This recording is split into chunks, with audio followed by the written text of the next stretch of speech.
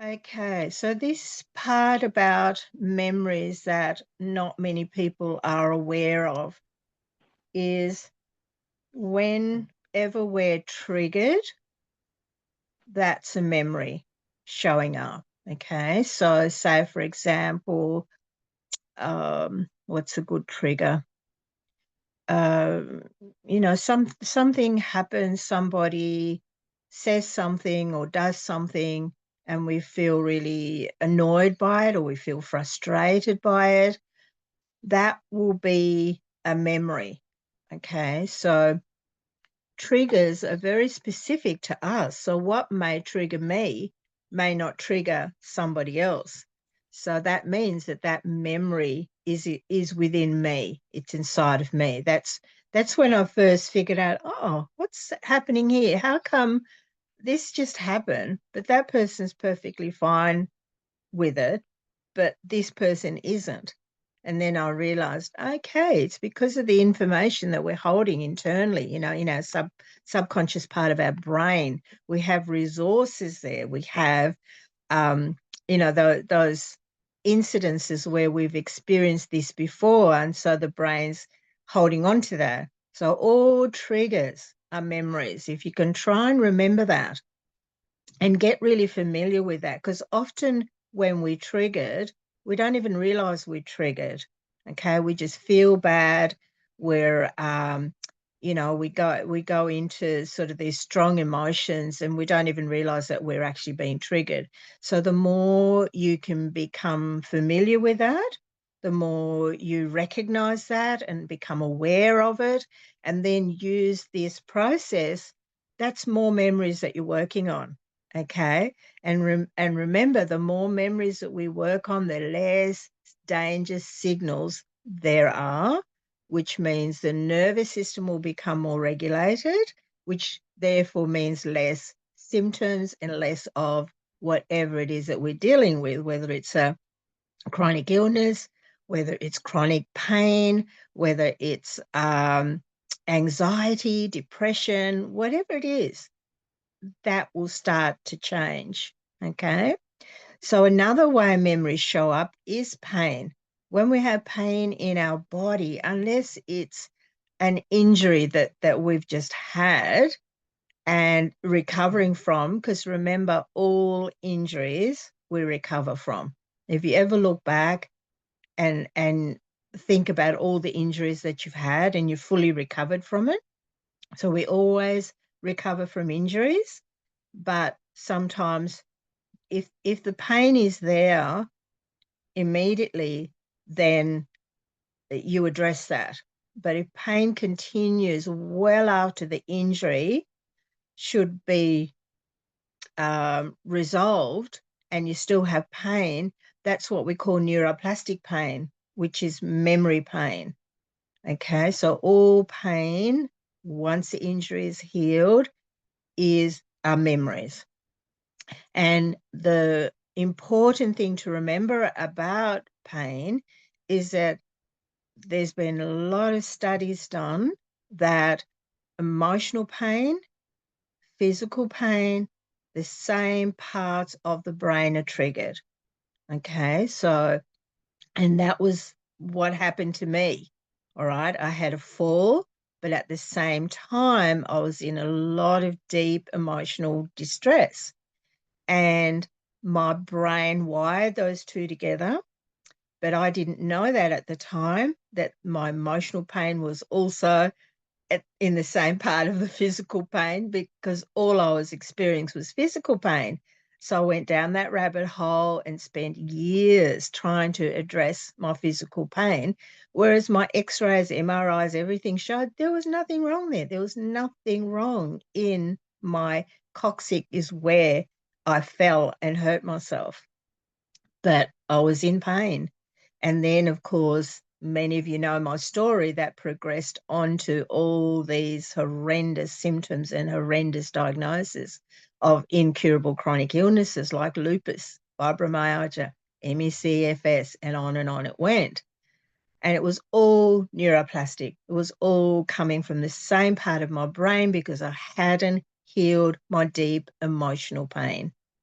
Okay.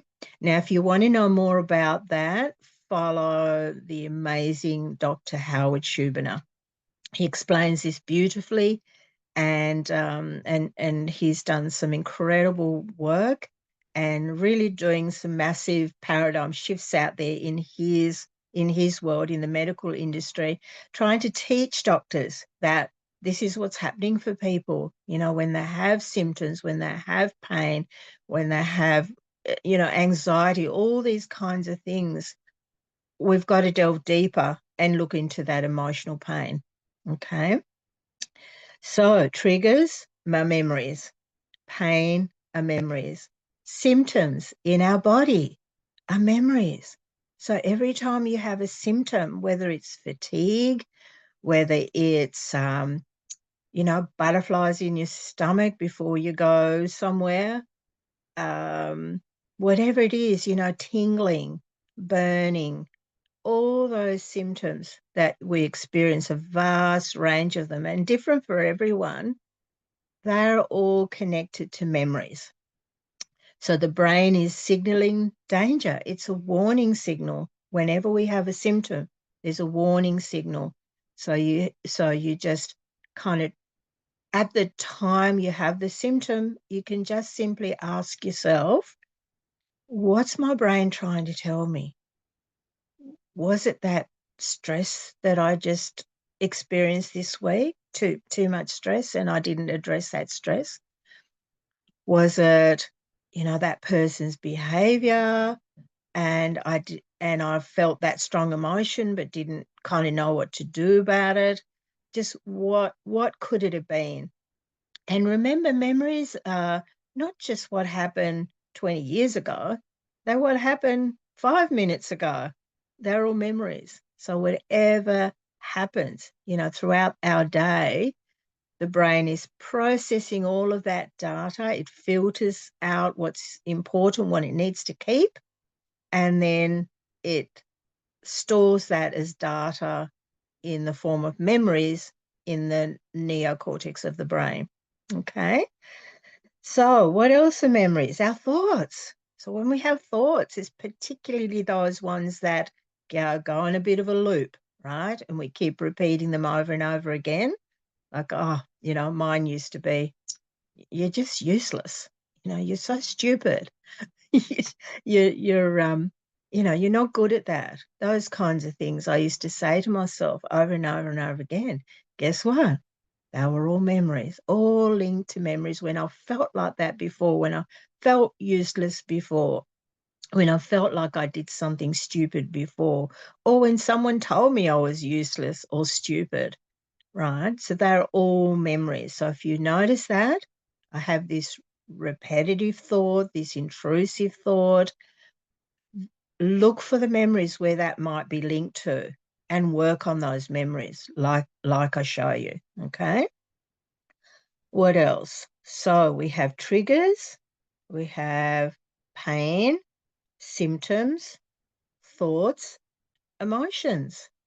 So sometimes we'll go straight to the emotion, right? Something happens, somebody says something, somebody does something, and we're just straight into that emotion, whether it's anger, whether it's dread, that sense of dread, or feeling uncomfortable, sad, whatever those emotions are that we're feeling, again, they're connected to memories.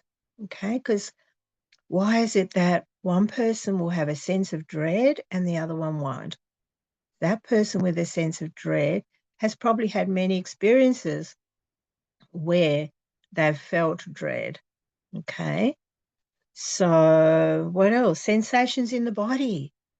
Sometimes we just have a churning feeling in our stomach, right? Or butterflies, or we feel a constriction or tightness. All those sensations that we feel in our body are all memories. The brain is trying to warn us about something, trying to tell us something. Pay attention. It's saying, pay attention to this. And now you know how to pay attention. Okay, look for the memories. Smells are also memories. Like how often, you're walking through, say, the mall, and you have a smell of something, and it just takes you back, to when you were a child, or when you were, in an overseas country, and you smell, Chinese food being cooked, or in my case, it's always Indian food, right? As soon as I smell that, I'm right back to my childhood. And taste as well. Have you ever tasted something and it just takes you straight back to when you had that food before? Okay. And what else? So it's what you hear, what you've heard. So, say, for example, when you were young and you heard your parents arguing, and then anytime you hear people arguing, what happens, right? We're triggered. We go into a fear response just like we did as a child.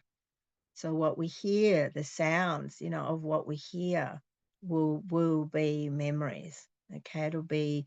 I had a client who it was the sound of the helicopter that used to trigger him, because as a child he'd been in a car accident, very severe car accident, and some relatives had passed, and so every time he hears a helicopter, even though he was a small child, his brain goes into that fear response. So once we worked on that memory, he's no longer triggered by that helicopter. Um, our veterans who've been in the war, when they hear sudden loud noises, like um, guns going off, or bombs going off, or planes, going overhead, they're triggered because those memories are still there. And PTSD, people who suffer with PTSD and complex PTSD, it's all about memories, all about memories. Okay. And what you see as well. So things that you see, your brain will take a snapshot of that and keep that. So if you see that next time, so say, for example, a lot of the phobias, seeing a mouse, seeing a spider, seeing something scary, and then you develop the phobia for that. Okay, so what you see, what you hear, what you feel, those sensations in your body, pain, emotions, what we're feeling, what we're thinking, our symptoms and our triggers are all memories. So I think I've covered them all.